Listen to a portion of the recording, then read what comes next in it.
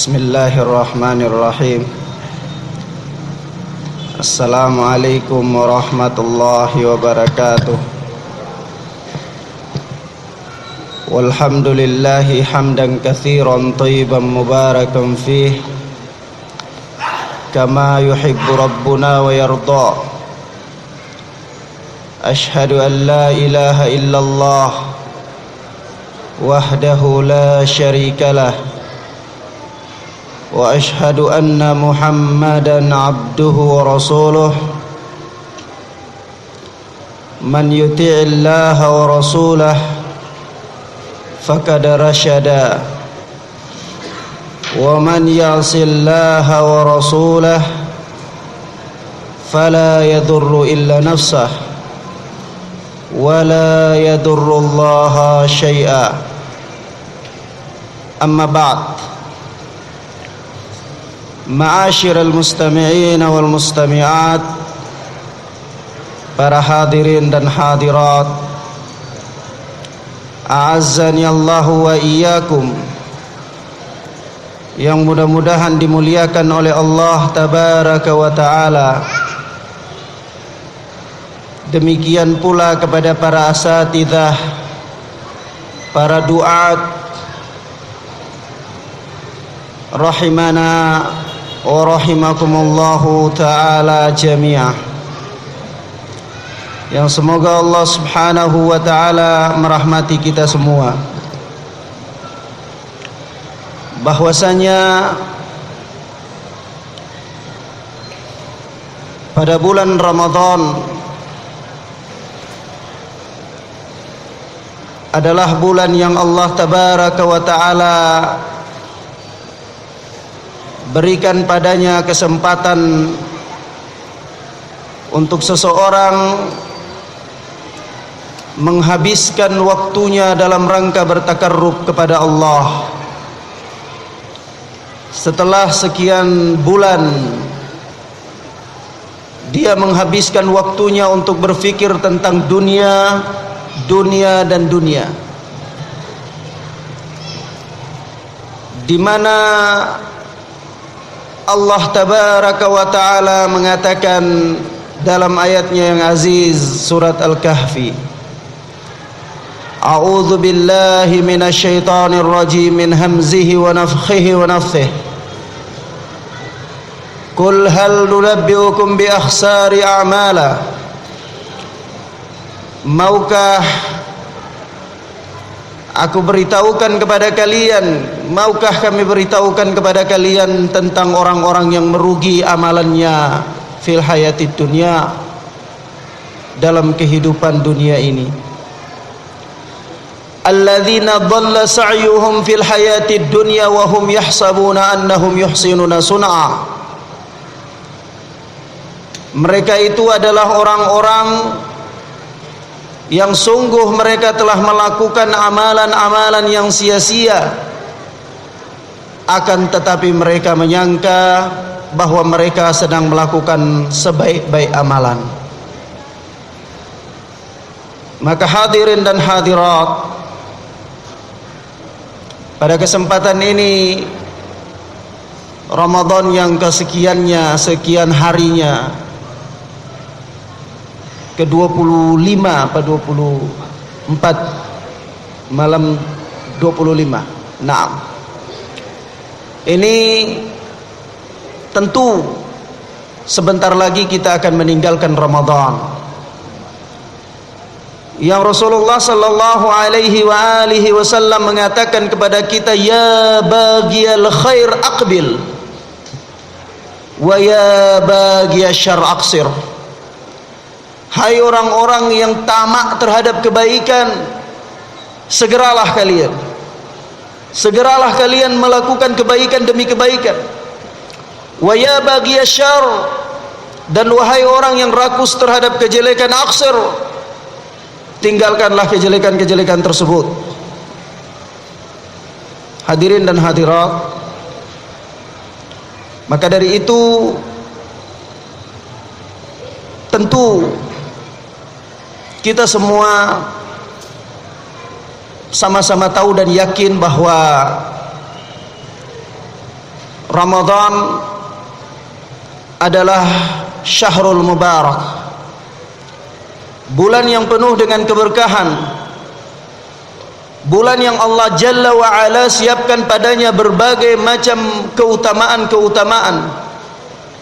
Sampai-sampai saking banyaknya keutamaan dalam bulan Ramadan ini, tidak luput pula disusupkannya hadis-hadis yang dhaif dalam rangka mentarghib, membangkitkan semangat kaum muslimin untuk beribadah.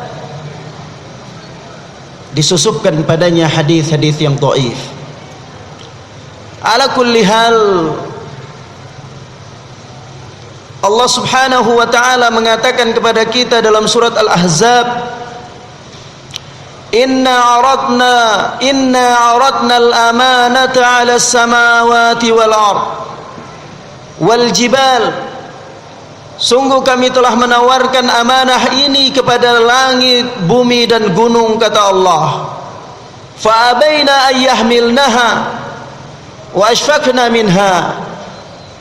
Akan tetapi gunung, langit dan bumi itu mereka enggan untuk menerimanya. Mereka tidak menerima amanah tersebut karena mereka mengagungkan Allah Azza wa Jalla. Mereka khawatir bermaksiat kepada Allah karena tidak sanggup dan tidak mampu untuk menjalankan amanah yang Allah berikan kepada mereka itu. Maka untuk mengagungkan perintah Allah, mereka tidak menerimanya. Wa hamalahal insanu innahu kana zaluman jahula. Kemudian manusialah yang menerima amanah tersebut, dan sesungguhnya manusia itu teramat zalim dan teramat jahil. Dijelaskan oleh Ibnu Abbas radhiyallahu taala anhuma, sebagaimana dinukilkan oleh Al-Imam Qurtubi dan Al-Imam At-Tabrani dalam tafsir keduanya. Dikatakan bahwasanya al-muradu bil amanati fi hadhihi al-ayah al-wajibat. Yang dimaksudkan dengan amanah pada ayat ini adalah kewajiban-kewajiban. Kewajiban-kewajiban yang telah Allah tawarkan kepada manusia, kepada gunung, Allah tawarkan kepada langit, Allah tawarkan kepada bumi. Akan tetapi mereka enggan untuk menerimanya karena mereka mengagungkan perintah Allah. Lalu amanah tersebut ditawarkan kepada anak Adam, maka mereka pun menerimanya.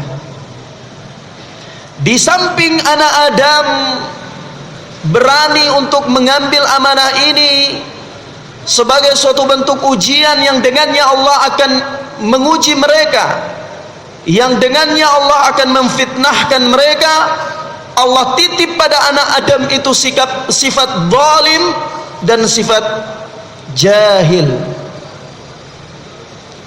Maka kezaliman dan kejahilan ini yang ada pada manusia terkadang membawa mereka keluar dari batasan-batasan syariah, sehingga mereka gagal dalam menjalankan amanah yang Allah berikan kepada mereka.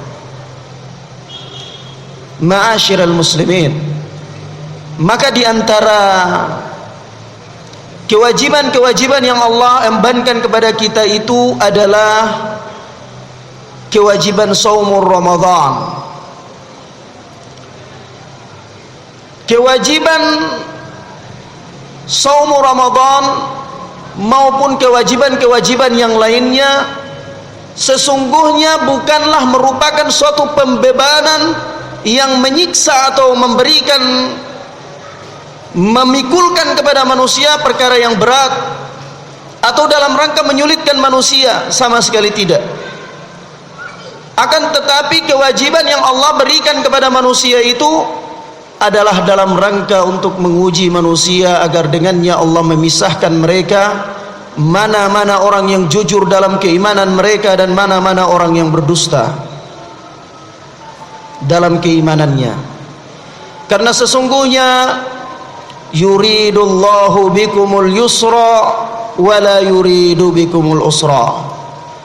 Allah menginginkan kepada kalian kemudahan dan Allah tidak menginginkan kepada kalian kesusahan. Maka Ramadan bukanlah merupakan suatu hal yang menyulitkan manusia, akan tetapi Ramadan adalah bagian dari rahmat Allah yang dengannya Allah memudahkan manusia. Maka kalau kita melihat kepada makna daripada Ramadan atau saum Ramadan, maka para ulama memberikan definisi atau ta'rif tentang pengertian as-siyam atau as-saum. As-siyam secara bahasa adalah al-imsak, menahan diri. Seseorang menahan diri dari berbagai macam hal, secara bahasa dikatakan saum atau siyam. Adapun secara istilah, as-siyam adalah imsakun nafsi anil akli wasyurb wa gisyanin nisa wa sairil muftirat min tulu'il fajri ila ghurubi syams. Puasa secara istilah adalah menahan diri dari makan, menahan diri dari minum, menahan diri dari bergaul atau menggauli istri pada siang hari bulan Ramadan, dan menahan diri dari berbagai macam perkara yang dapat membatalkan puasa itu sejak dari terbitnya fajar sampai tenggelamnya matahari. Ikhwana fiddin azzani Allah wa iyyakum. Mari kita lihat masing-masing pengertian dari ta'rif ini. Ketika seorang atau pengertian puasa adalah menahan diri dari makan, minum, tentu seseorang dapat memahami bahwa puasa itu adalah larangan untuk tidak boleh makan dan minum. Kemudian ada tambahan perkara lain, yaitu gisyanin nisa, dilarang untuk menjimai seorang istri pada siang hari Ramadan. Maka di sini para fuqaha kemudian mengurai permasalahan ini. Apakah secara mutlak seseorang diharamkan atau dilarang dalam bulan Ramadan itu untuk menggauli istrinya dalam bulan Ramadan, atau dalam kondisi-kondisi tertentu diperbolehkan? Para ulama kemudian membahasnya dan ternyata ada hal-hal yang dibolehkan. Hal-hal yang dibolehkan itu adalah misal seorang suami yang tidak berpuasa karena dia baru pulang dari safar, sampai di rumah ternyata istri baru selesai haid dan baru mandi, tidak berpuasa juga. Boleh tidak mereka berjima? Boleh.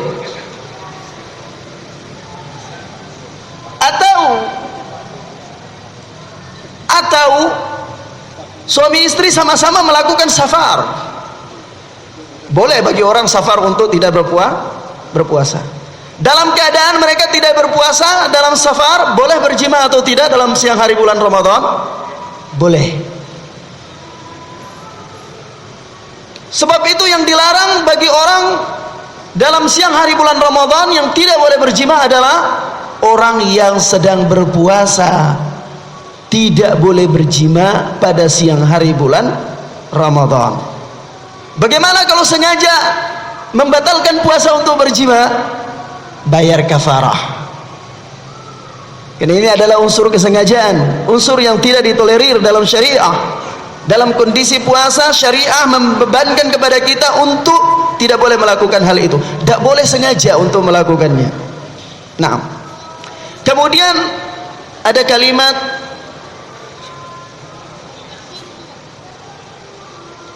segala perkara yang membatalkan puasa.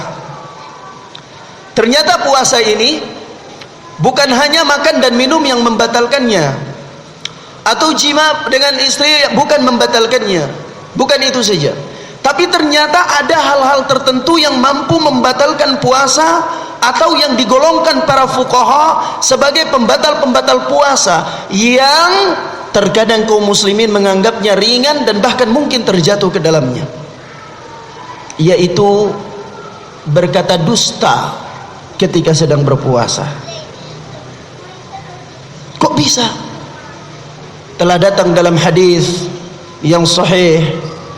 Rasulullah sallallahu alaihi wasallam bersabda, "Man lam yada qaul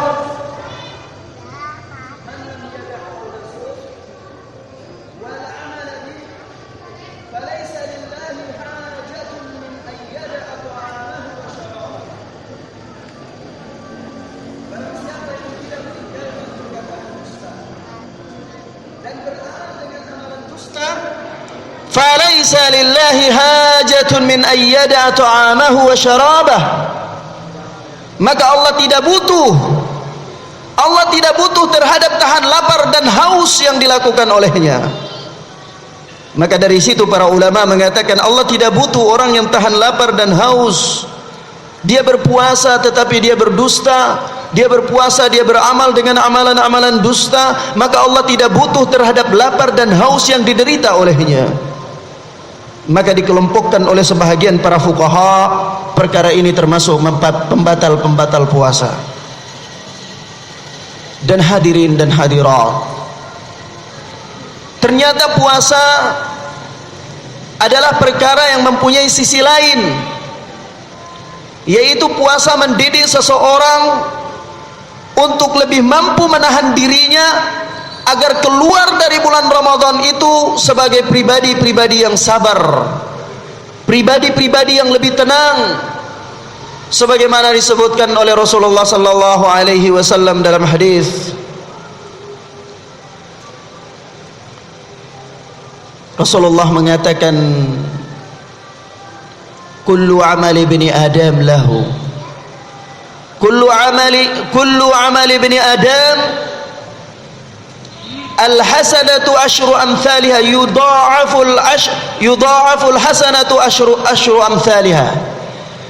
Setiap amalan anak Adam itu dilipat gandakan oleh Allah. Satu kebaikan dilipat gandakan 10 kali ila 700 dhif, sampai 700 kali lipat. Illa saum, kata Allah. Kata Rasulullah sallallahu alaihi wasallam mengatakan, wa qala jalla wa ala illa sauma. Kemudian Allah Subhanahu wa taala berfirman dalam hadis qudsi ini, illa sauma, kecuali puasa. Fa innahu li, karena puasa adalah untukku, wa ana ajzi bih, dan akulah yang akan membalasnya, kata Allah. Yada'u syahwatahu wa ta'amahu min ajli.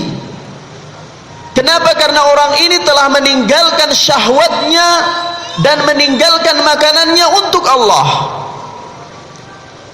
Ketika seseorang rela mengendalikan syahwatnya, mengekang syahwatnya, tidak berjima dengan istrinya di siang hari Ramadan, dia juga meninggalkan makan dan minum, dan dia meninggalkan perkara-perkara yang membatalkan puasa karena Allah, maka Allah Subhanahu wa ta'ala pun lebih berhak untuk memberikan balasan yang khusus kepadanya.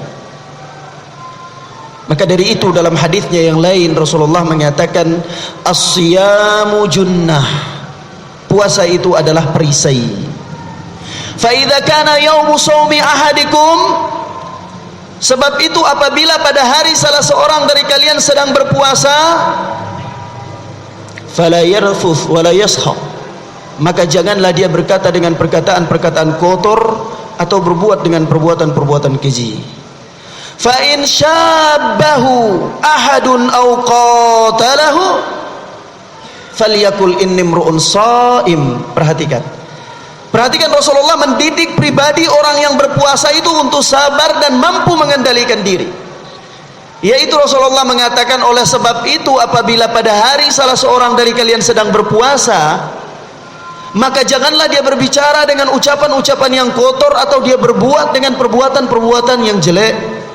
Dan jika sekiranya ada seseorang mencaci dia atau seseorang mencercanya, seseorang berbuat aniaya terhadapnya, falyakul inni mru'un shaim, maka hendaklah dia mengatakan, sesungguhnya aku adalah orang yang sedang berpuasa. Subhanallah. Dia tidak membalas cacian dengan cacian, dia tidak membalas cercaan dengan cercaan, dia tidak membalas perbuatan orang jahil dengan kejahilan, akan tetapi dia mengatakan inni mru'un shaim, aku adalah orang yang berpuasa. Ini berarti Rasulullah sallallahu alaihi wasallam mendidik orang yang berpuasa itu untuk berbuat sabar, mampu mengendalikan dirinya. Dan ma'asyiral muslimin rahimani wa rahimakumullah, ada beberapa ahkam puasa yang mungkin akan ana uraikan secara singkat, yaitu Allah mengajarkan kepada kita beberapa hukum yang berkaitan dengan puasa Ramadan. Termaktub dalam firman Allah, "Syahrul Ramadan alladzi unzila fihi al-Qur'an hudan lin-nasi wa bayyinatin minal huda wal furqan. Faman syahida minkum asy-syahra falyasumhu wa man kana maridan aw ala safarin fa iddatun min ayyamin ukhra. Yuridullahu bikumul yusra wa la yuridu bikumul usra wa litukmilul iddata wa litukabbirullaha ala ma hadakum." Allah mengatakan, Syahrul Ramadan alladzi unzila fihi al-Qur'an hudan lin-nasi wa bayyinatin minal huda. Beberapa hari pada bulan Ramadan yang Allah turunkan padanya kitab suci Al-Qur'an, cukuplah ini untuk menunjukkan keistimewaan bulan Ramadan. Allah memilih bulan Ramadan, beberapa hari yang ada padanya Allah turunkan Al-Qur'an, mukjizat terbesar dari mukjizat yang ada pada Nabi Muhammad sallallahu alaihi wasallam. Kemudian sebagai apa? Sebagai petunjuk bagi manusia dan sebagai filter, sebagai penyaring, yang dengan Al-Quran itu seseorang menyaring perkara-perkara yang dihalalkan oleh Allah dan yang diharamkan oleh Allah. Lalu Allah menerangkan hukum-hukum yang berkaitan dengan puasa. Allah mengatakan, "Man kana faman syahida minkumus syahra falyasumhu." Barang siapa di antara kalian yang hadir hidup sampai bulan Ramadan itu, dan barang siapa yang di antara kalian yang memasuki bulan Ramadan, maka hendaklah dia berpuasa. Man kana maridan aw ala safarin. Barang siapa yang berada dalam keadaan sakit atau safar. Maka para ulama kemudian merincikan sakit yang bagaimana? Apakah kepala sakit ataukah perut sakit? Para fuqaha pun kemudian merincikan sakit yang membuat orang tidak mampu untuk berpuasa. Dan kemudian safar, apakah safar dalam rangka hal-hal yang mubah seperti perekonomian, perdagangan, ataukah safar dalam rangka taat seperti safar haji atau safar untuk bertolibul ilmi, atau safar untuk perkara-perkara yang haram seperti bersafar untuk begal misalnya. Apakah safar yang secara mutlak dibolehkan untuk orang tidak berpuasa dalam bulan Ramadan, ataukah safar-safar tertentu saja? Sebagian para ulama mengatakan safar dalam rangka ketaatan saja yang dibolehkan baginya untuk tidak berpuasa. Ala kulli hal, safar, semua jenis safar berdasarkan keumuman ayat boleh bagi orang yang bersafar itu untuk tidak berpuasa. Apakah safarnya itu ringan dengan pesawat atau safarnya berat dengan jalan kaki? Kemudian disebutkan oleh Allah Subhanahu wa taala dalam ayat ini, fa iddatu min ayyamin ukhar, maka hendaklah dia menggantikannya pada bulan yang lain. Ada orang yang sakit dan tidak mampu atau tidak diharapkan lagi kesembuhannya, apakah dia tetap berkewajiban untuk menggantikan saum Ramadan itu? Tidak. Orang yang sakit tidak ada lagi harapan kesembuhan, atau orang yang sakit sampai menemui ajalnya, misalnya lewat dari bulan Ramadan dia masih sakit dan dia meninggal, maka orang yang demikian ini wajib untuk membayar fidyah. Wa 'alal ladzina yutiqunahu fidyatun ta'amu miskin. Allah mengatakan bagi orang-orang yang tidak mampu untuk berpuasa hendaklah dia membayar fidyah, memberi makan orang miskin. Ini bagi orang yang sakit yang tidak diharapkan kesembuhannya, atau orang yang sakit sampai lewat Ramadan dan kemudian dia meninggal. Siapa yang berkewajiban untuk membayar fidyahnya? Ahli warisnya, walinya. Kemudian Allah menerangkan yuridullahu bikumul yusra wa la yuridu bikumul usra. Allah menginginkan dari kalian kemudahan dan Allah tidak menginginkan kesusahan. Puasa bukan untuk memberatkan manusia. Kemudian walitukmilul iddata, hendaklah kalian menyempurnakan bilangannya. Apa maksudnya? Maksudnya terkadang kita dalam kondisi-kondisi atau cuaca alam tertentu itu kita tidak mampu ru'yatul hilal, tidak mampu melihat hilal, maka terpaksa kita harus menghitung bulan Sya'ban. Nah, ada kemungkinan misal suatu ketika kita menghitung bulan Sya'ban ini sehingga kita berpuasa. Begitu kita berpuasa ternyata baru Ramadan yang ke-7 atau Ramadan yang ke-6, cuaca terang, timbul hilal bulan Syawal, sehingga tidak boleh lagi berpuasa karena sudah bulan Syawal, 1 Syawal. Sementara puasa kita baru berapa? 27 misalnya, atau baru 26 ya. Dalam kondisi demikian maka fa'iddatu min ayyamin ukhar, yaitu genapkanlah dia pada bulan-bulan yang lain. Pada bulan yang lain kita diperintahkan untuk berpuasa tambah hari yang kurang itu, sehingga jumlahnya menjadi 29 atau 30. Kemudian walitukabbirullaha ala mahadakum, dan hendaklah kalian bertakbir membesarkan Allah atas hidayah petunjuk yang Allah berikan kepada kalian. Maka dari itu ketika seorang melewati Ramadan, di hari yang pertama, hari Idul Fitri, manusia ramai-ramai bertakbir kepada Allah Subhanahu wa taala. Yang takbir ini datang dalam riwayat Ibnu Abbas. Ibnu Abbas bertakbir dengan lafaz Allahu Akbar kabira, Allahu Akbar kabira, Allahu Akbar wa ajallu, Allahu Akbar ala mahada. Ini adalah takbir yang diriwayatkan dari Ibnu Abbas radhiyallahu taala anhu dalam rangka mengamalkan ayat Allah yang mulia, yaitu walitukabbirullaha ala mahadakum. Kemudian ma'asyiral muslimin rahimani wa rahimakumullah, setelah seseorang lewat dari bulan Ramadan atau ketika seseorang menghadapi hari-hari terakhir dari Ramadan, ada suatu kewajiban yang Allah embankan kepadanya, yaitu kewajiban zakatul fitri atau zakatul fitrah atau sadaqatul fitrah, yaitu zakat fitrah. Zakat fitrah ini adalah merupakan suatu bagian dari kewajiban yang Allah wajibkan kepada kaum muslimin yang beriringan dengan kewajiban saumur Ramadan. Diterangkan atau disebutkan oleh Ibnu Abbas di dalam hadis yang diriwayatkan oleh Al-Imam Abu Daud rahimahullah dalam sunannya. Ibnu Abbas berkata, farada Rasulullah sallallahu alaihi wasallam zakatal fitri. Rasulullah sallallahu alaihi wasallam mewajibkan zakat fitr, sa'an min tamrin atau sa'an min syairin, 1 sa' tamar atau 1 sa' gandum, alal abdi wal hurri, bagi seorang hamba orang yang merdeka, adzakari wal untha, laki-laki maupun wanita,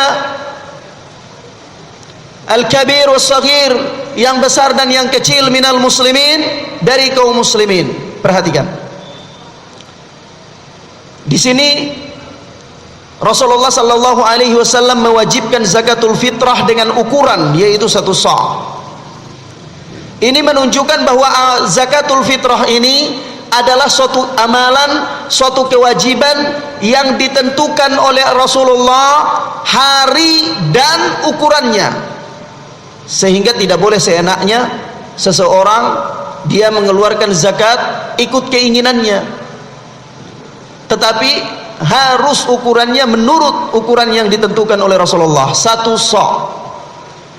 Seiring dengan perkembangan zaman, ukuran sa' ini berubah-berubah karena manusia mulai bergantian dari jenis-jenis takaran sehingga menjadi uqiyah, kemudian berubah sehingga menjadi kilogram. Maka para ulama kemudian memperkirakan, mengukur dan memperkirakan, menghitung-hitung kira-kira satu sa' itu berapa kilogram. Asy-Syaikh Ibnu Utsaimin mengatakan satu sa' itu adalah 2 kilogram koma sekian, tidak sampai 2,5 kilo. Adapun Lajnah Daimah, Dewan Fatwa Kerajaan Arab Saudi, memfatwakan satu sa' itu adalah 3 kilogram. Dan ini yang ana pandang lebih aman dan lebih selamat. 3 kilogram. Kemudian kepada siapa kewajiban ini? Kewajiban ini kepada budak. Hatta seorang budak wajib untuk membayarkan zakatul fitrah. Orang merdeka, laki-laki, wanita, orang besar dan anak kecil. Minal muslimin, dari kaum muslimin. Di sini adapun tentang perkara anak kecil, kemudian ada suatu permasalahan sampingan, muncul suatu pertanyaan, bagaimana bayi yang ada dalam kandungan? Maka Ibnu Hazm rahimahullah di dalam Al-Muhalla mengatakan jika bayi itu telah berlalu 120 hari maka dia dizakati. Namun pendapat yang rajih adalah pendapat jumhur ulama yang mengatakan bahwa selama masih dalam kandungan tidak wajib dizakati. Sudah lahir 1 hari 2 hari wajib dizakati. Siapa yang memberikan zakat padanya? Orang tuanya. Naam. Kemudian kepada orang muslim, di sini mengeluarkan orang kafir. Bolehkah orang kafir membayar zakat? Kalau kafir asli mungkin tidak ada masalah bagi kita. Kita akan katakan iya. Tapi yang jadi permasalahan kafir murtad. Misalnya seseorang murtad, dia tadinya Islam, kemudian murtad, jadi kafir. Apakah dia boleh membayar zakat? Dia wajib membayar zakat? Para ulama mengatakan jika sekiranya orang ini dia telah terkena kewajiban zakat lalu dia murtad, maka dia wajib untuk membayarnya walaupun dalam keadaan sudah kafir. Kalau ada pemerintahan Islam, maka daulah yang mengirim orang untuk menarik zakat darinya. Ya, negara mengirimkan petugas untuk datang kepadanya menarik zakat darinya. Nah, kemudian kapan zakat itu dikeluarkan? Terdapat riwayat dari Ibnu Umar muttafaqun alaih yang disepakati kesahihannya oleh Bukhari dan Muslim, bahwa Ibnu Umar mengatakan farada Rasulullah sallallahu alaihi wasallam zakatul fitr. Rasulullah sallallahu alaihi wasallam mewajibkan zakatul fitr. Kemudian beliau menyebutkan beberapa di antaranya, dan beliau menyebutkan bahwasanya wa amara biha an tuadda qabla khurujin nasi ila shalah. Dan Rasulullah memerintahkan bahwa zakat itu agar hendaklah dikeluarkan sebelum orang-orang menuju ke tempat salat untuk melakukan salat Id. Bagaimana kalau seandainya ada orang yang mengeluarkan zakat setelah salat Id? Disebutkan oleh Imam Abu Daud dalam sunannya dari Ibnu Abbas bahwa Rasulullah bersabda, man addaha qabla shalah fahiya zakatun maqbulatun wa man addaha ba'da shalah fahiya sadaqatun minas sadaqat. Barang siapa yang membayar zakat ini sebelum salat Id, maka dia adalah zakat yang diterima. Dan barang siapa yang membayar zakat setelah sholat Id, maka dia adalah sadaqah dari sedekah-sedekah yang biasanya.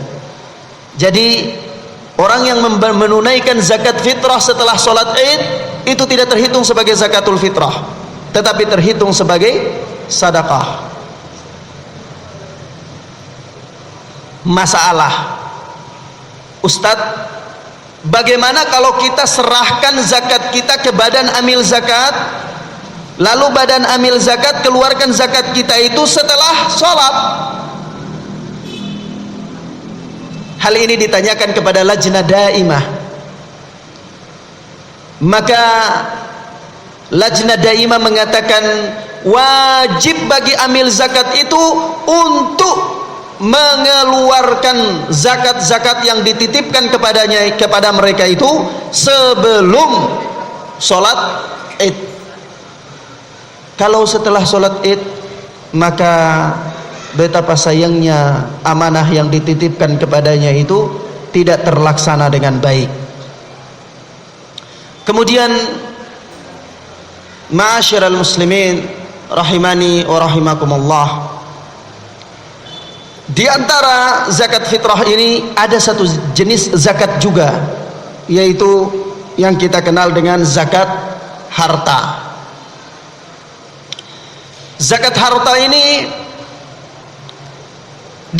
kepada siapakah zakat harta diwajibkan? Pertama, zakat harta diwajibkan itu kepada muslim. Kedua, zakat harta diwajibkan kepada orang yang merdeka. Kepada orang yang merdeka. Yang ketiga, zakat harta diwajibkan bagi orang yang hartanya telah dimiliki secara sempurna. Dia telah memiliki, bukan hutang. Bukan hutang. Yang keempat, zakat harta diwajibkan bagi orang yang mempunyai harta telah mencukupi haul dan nisab. Telah mencukupi haul dan nisab. Ini syarat yang seseorang terkena kewajiban untuk mengeluarkan zakat harta. Kalau begitu, apakah semua jenis harta yang dimiliki oleh manusia wajib dizakati? Apakah semua jenis harta yang dimiliki oleh manusia wajib dizakati? Misalnya ada seorang punya HP, HP-nya harganya 1 miliar. Ya, misalnya. Oleh sebab itu, para ulama membagi. Ternyata Allah subhanahu wa ta'ala maha bijaksana. Allah azza wa jalla tidak menyulitkan manusia, dan Allah tidak membuat syariat ini untuk membebankan manusia, tidak. Maka dari itu para ulama sepakat bahwa zakat harta itu hanya kepada 4 jenis harta saja. Lain dari itu khilaf di antara para ulama. Yang pertama, zakat hewan ternak. Zakat hewan ternak. Hewan ternak ini termasuk harta yang terkena zakat. Apakah semua jenis hewan ternak? Tidak. Tidak semua jenis hewan ternak. Yaitu yang terkena zakat hanya unta, sapi, dan kambing. Kuda tidak terkena zakat. Harimau misalnya tidak terkena zakat. Ya, orang punya singa banyak misalnya tidak terkena zakat. Ya.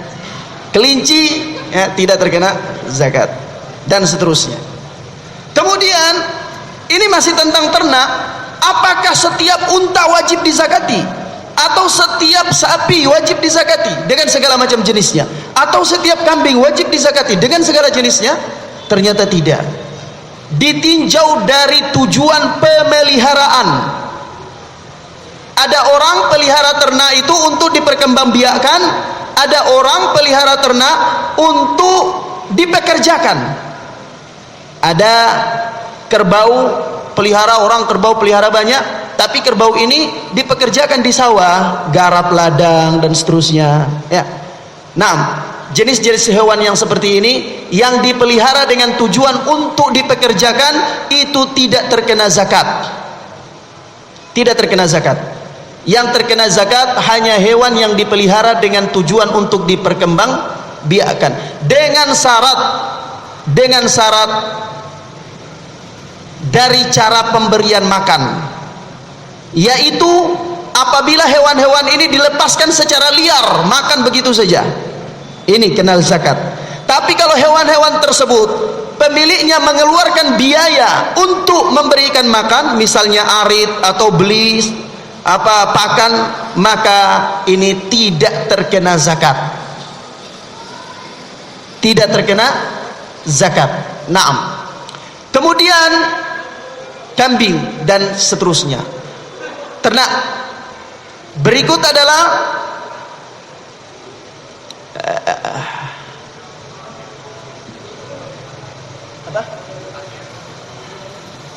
zakat biji-bijian dan buah-buahan. Zakat biji-bijian dan buah-buahan. Kalau zakat peternakan ini harus memenuhi nisab dan haul. Zakat pertanian dan buah-buahan tidak perlu memenuhi nisab dan haul, karena zakatnya adalah tatkala panen. Zakat biji-bijian dan buah-buahan. Apakah semua jenis biji-bijian dan buah-buahan? Tidak, tidak semua. Kemudian yang ketiga adalah zakat emas dan perak. Emas dan perak harus memenuhi nisab dan haul. Yang keempat, yang ketiga ini ijma di antara para ulama. Yang keempat khilaf, yaitu harta perdagangan. Harta perdagangan, harta-harta yang disiapkan untuk menjadi perdagangan dijual belikan, ini diperselisihkan oleh para ulama wajib zakat atau tidak. Al-Alama Ibnu Baz, Ibnu Utsaimin dan yang sependapat dengan mereka mengatakan wajib zakat. Adapun Al-Alama Albani rahimahullah, Al-Alama Muqbil bin Hadi rahimahullah, Al-Imam Asy-Syaukani, Ibnu Hazm, mereka menguatkan pendapat yang mengatakan harta perdagangan tidak wajib zakat. Dulu saya berpendapat dengan pendapat yang mengatakan harta perdagangan wajib zakat. Sekarang hari ini ketika saya bicara di sini, saya berpendapat bahwa harta perdagangan tidak wajib zakat. Naam. Kemudian hadirin dan hadirat, ini beberapa hal yang bisa saya sampaikan pada kesempatan ini. Insyaallah kita sambung pada pertemuan berikutnya biidznillah. Apakah di waktu duhur atau di waktu yang lainnya sesuai dengan jadwal yang ada insyaallah. Wallahu a'lam bissawab. Hadanallahu wa iyyakum wa barakallahu fikum jami'an. Subhanak. Otayo. Boleh barangkali ada yang mau ditanyakan?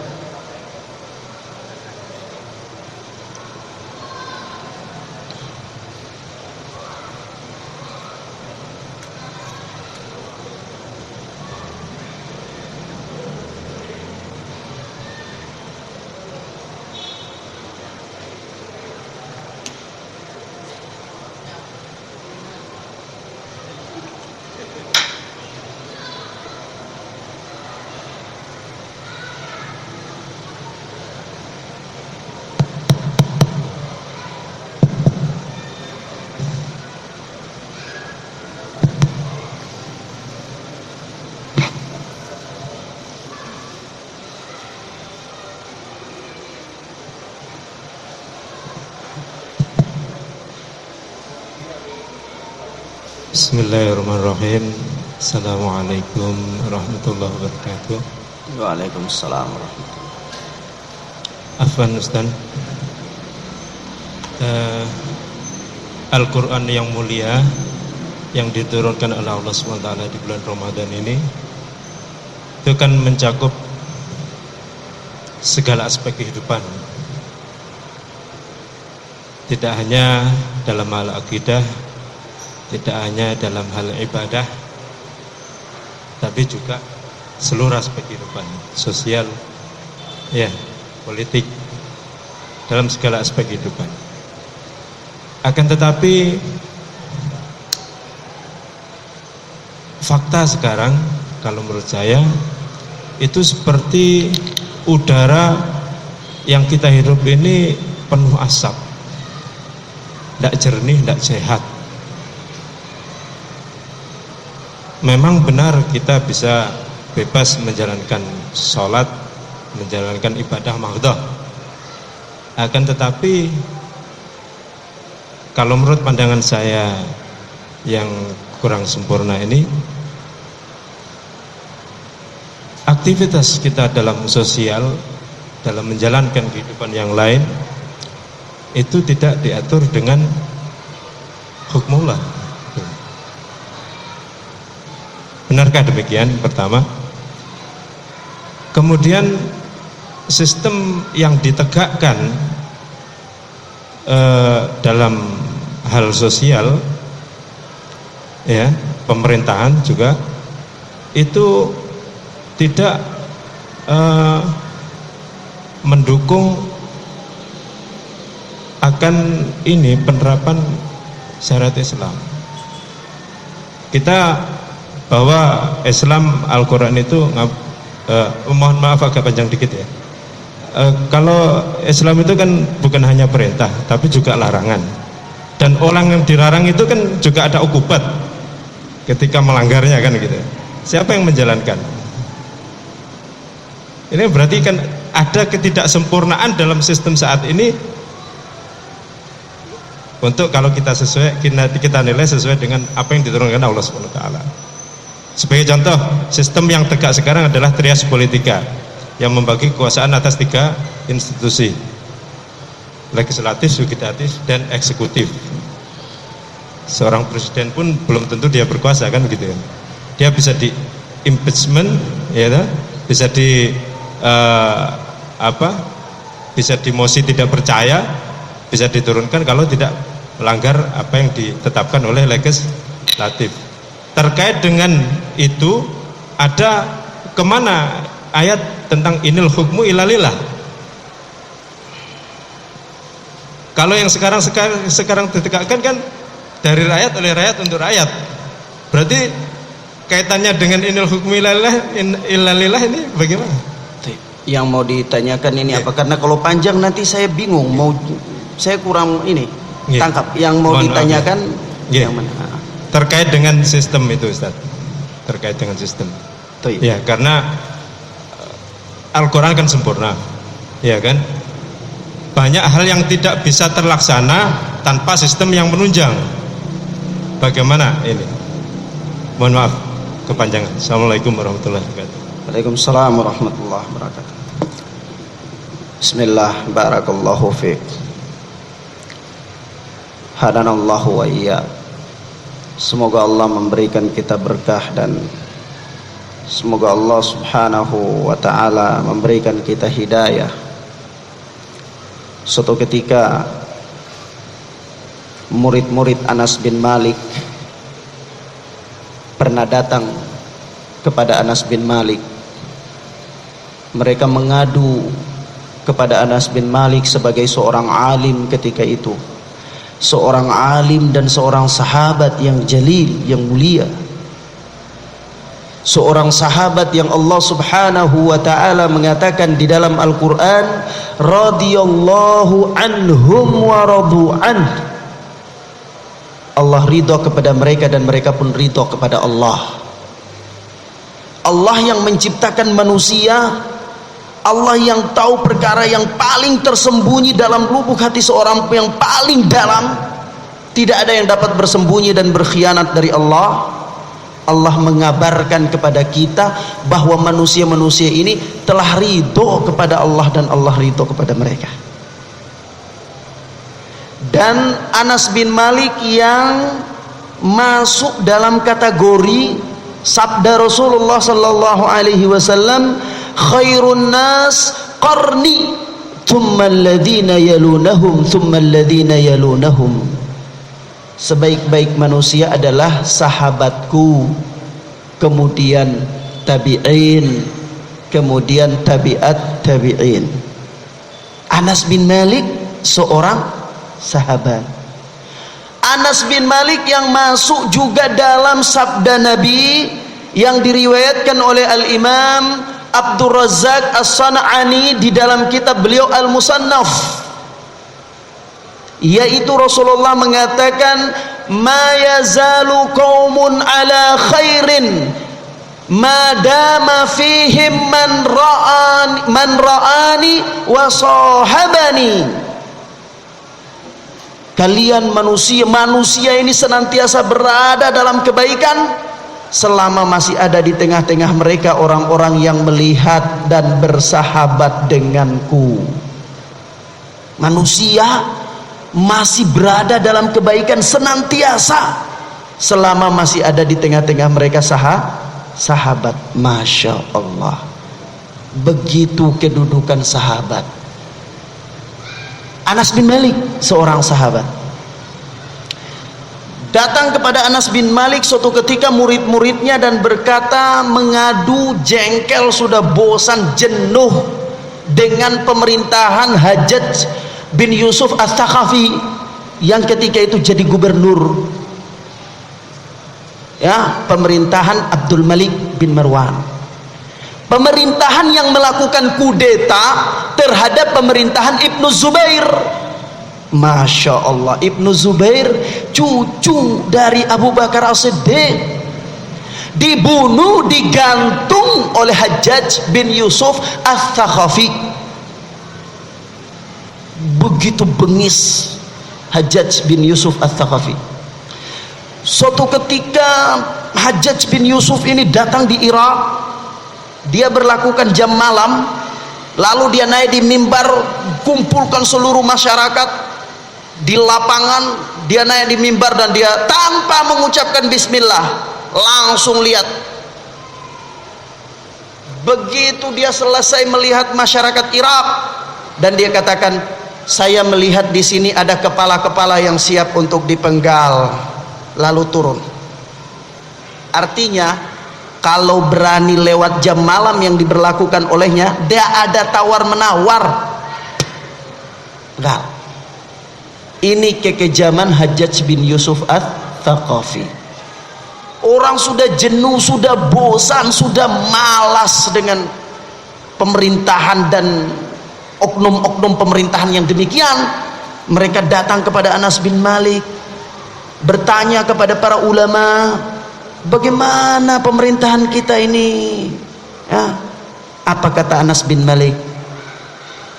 Isbiru, bersabarlah kalian, karena sesungguhnya la ya'ti zamanun, tidaklah datang suatu zaman kecuali zaman sesudahnya itu adalah lebih buruk. Itulah yang aku dengarkan dari Nabi kalian sallallahu alaihi wasallam. Jadi Anas bin Malik menasihatkan murid-muridnya yang sudah jenuh dan bosan itu bahwa supaya bersabar. Jadi kalau ditanyakan kepada kita hari ini bagaimana dan apa sikap kita, maka saya katakan sebagaimana perkataan Anas bin Malik, yaitu bersabarlah, karena sesungguhnya tidaklah datang suatu zaman kecuali zaman sesudahnya adalah lebih buruk. Contoh konkret, ketika dulu kita hidup di zaman Soeharto, preman-preman lari tunggang langgang. Di Papua sana kita tidur di hutan-hutan, gak ada yang ganggu, ya, di zaman Soeharto. Tapi mahasiswa-mahasiswa yang cerdas-cerdas ini, mereka bilang, Soeharto ini gak baik, zalim, korupsi, harus kita ganti pemerintahannya. Dengan atas nama revolusi politik, maka mereka melakukan demonstrasi-demonstrasi yang tentu demonstrasi-demonstrasi itu dibiayai oleh Barat, LSM Barat dan seterusnya, karena kalau negara ini kacau, mudah orang memasukkan niat-niatnya. Maka dari itu demonstrasi terjadi dengan atas nama revolusi politik dalam rangka melakukan reformasi yang katanya lebih baik. Itu katanya. Ternyata setelah terjadi reformasi kita nikmati, sekarang ini bawang saja saya tidak kuat beli. Itu baru bawang. Belum lagi masalah keamanan. Di Papua sana setiap hari orang mati, dibunuh di jalan, di masjid ada adzan tas mati, gak ada proses. Naik motor ditangkap, ditikam, dibunuh, tidak ada proses. Inilah yang dimaksudkan mahasiswa-mahasiswa yang cerdas, bahwa reformasi itu membawa kebaikan. Inilah kebaikan yang kita hadapi. Oleh sebab itu, sabda Nabi itu adalah benar.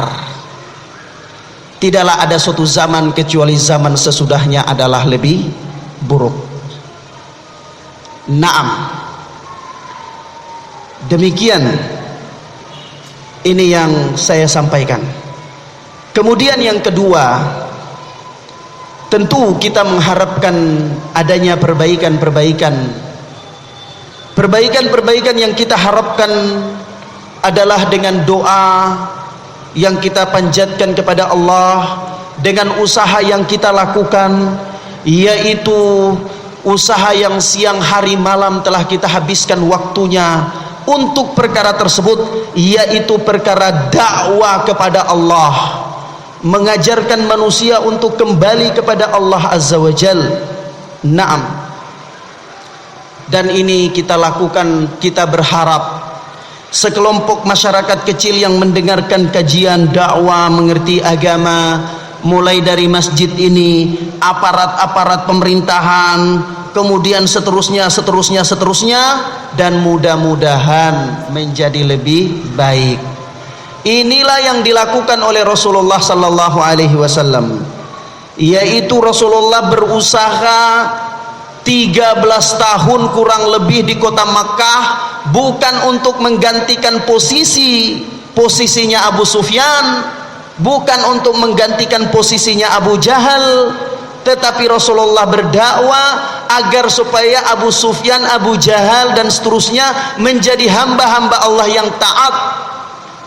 Begitu juga Rasulullah sampai berhijrah ke Madinah, mengajarkan orang untuk taat. Dan ketika manusia sudah taat, terbentuklah masyarakat madani, jadilah pemerintahan dengan sendirinya, yaitu pemerintahan Islam di kota Madinah. Ini suatu bukti nyata yang sudah kita rasakan.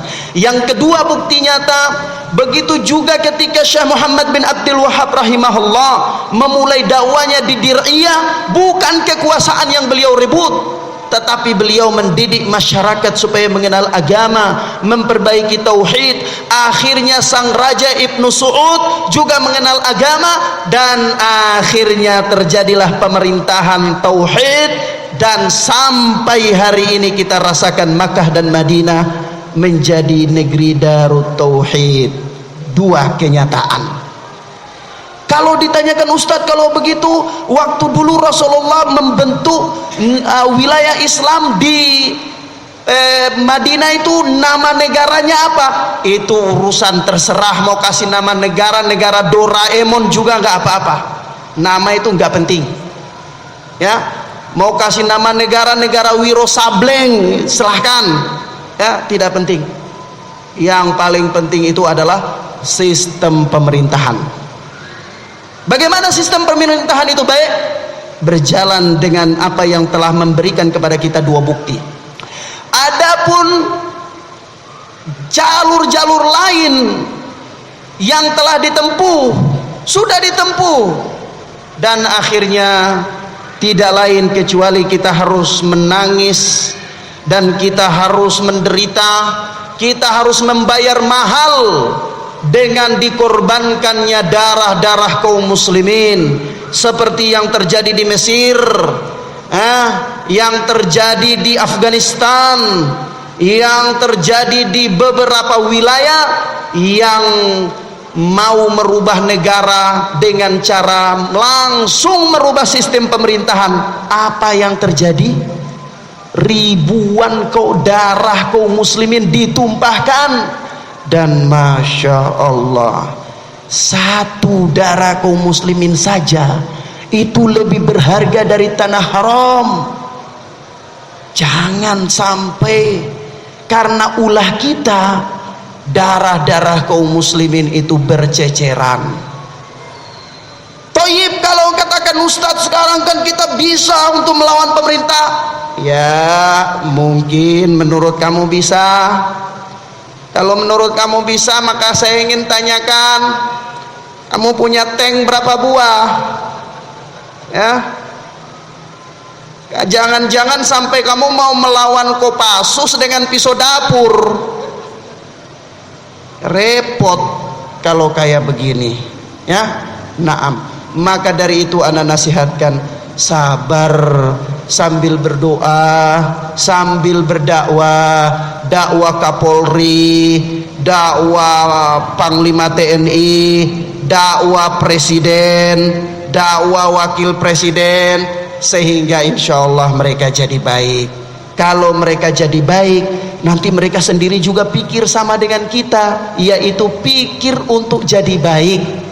Begitu. Naam. Terakhir ana nukilkan nasihat Al-Imam Ibnu Abil Iz di dalam Aqidah At-Tahawiyah.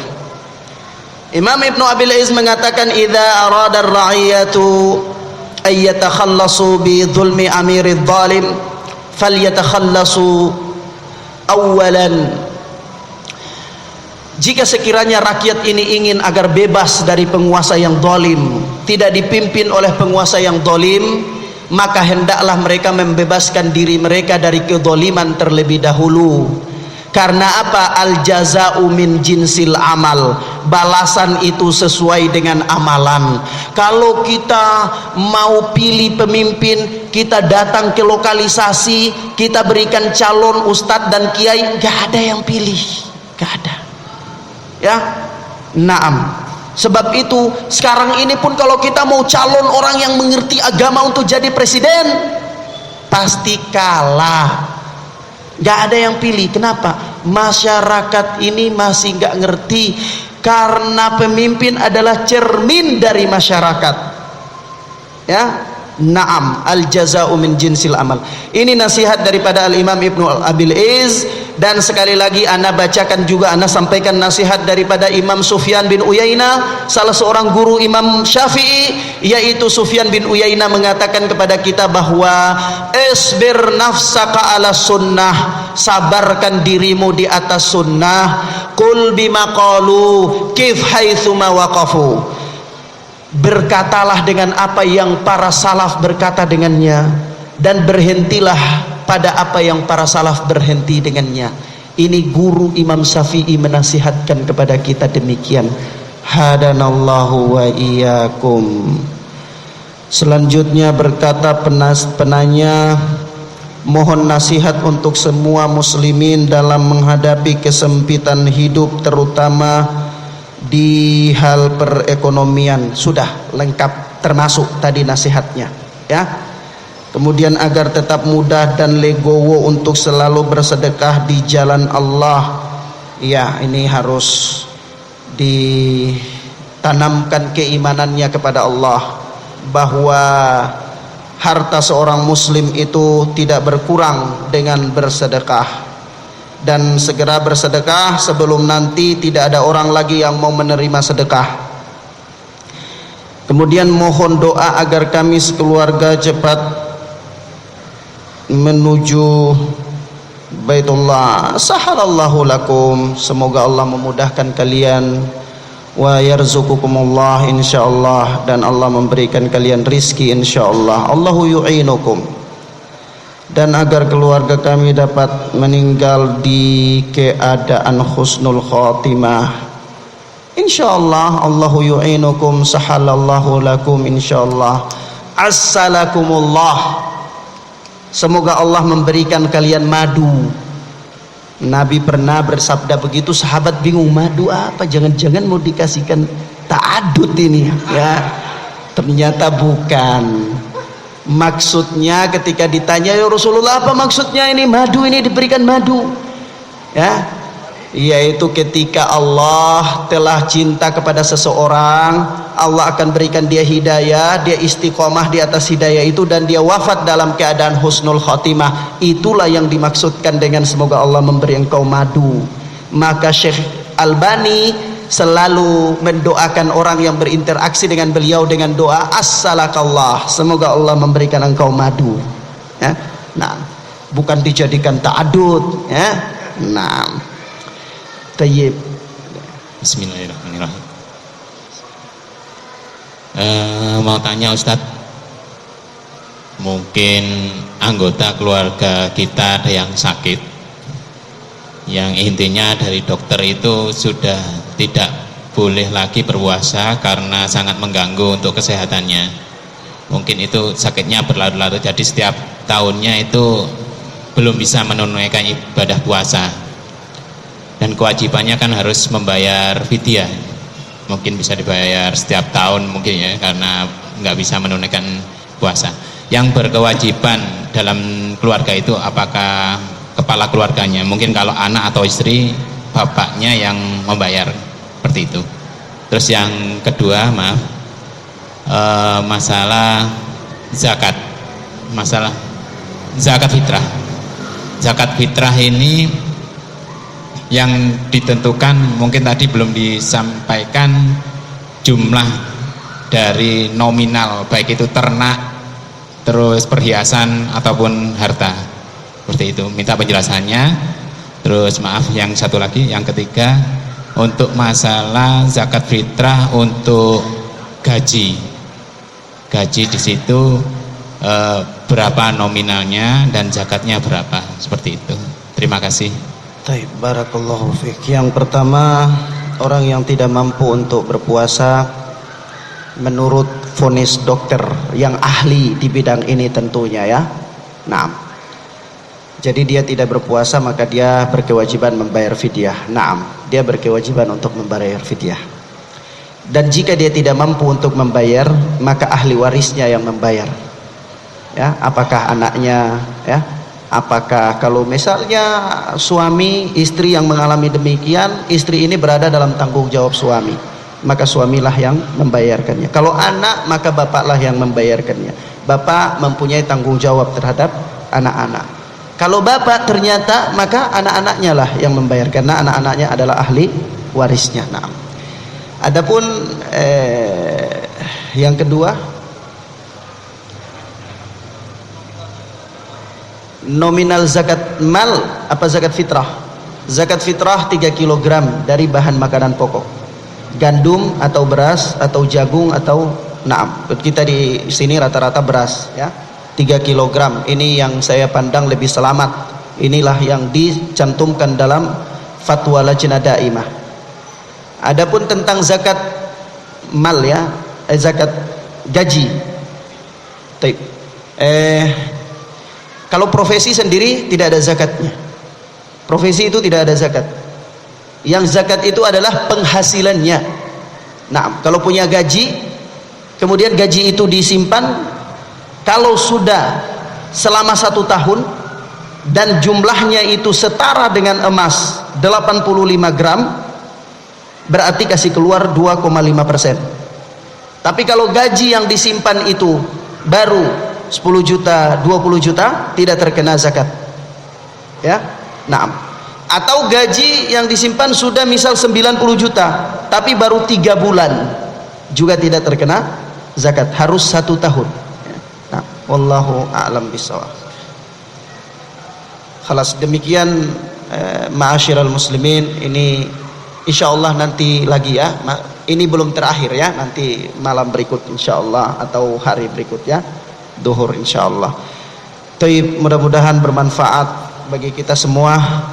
Saya memang juga sengaja tidak bisa menjawab pertanyaan banyak-banyak, karena kalau banyak nanti ilmu saya habis. Besok tanya saya sudah tidak tahu lagi. Ya, jadi simpan-simpan. Supaya kalau besok tanya, insyaallah saya masih tahu. Kalau sekarang ini sudah tanya semua, saya sudah jawab, habis sudah ilmu. Besok nggak ada lagi. Ya, nah. Wallahu a'lam bissawab. Hadanallahu wa iyyakum. Barakallahu fikum jami'an. Subhanakallahumma wa bihamdika asyhadu an la ilaha illa anta astaghfiruka wa atubu ilaik. Wassalamualaikum warahmatullahi wabarakatuh.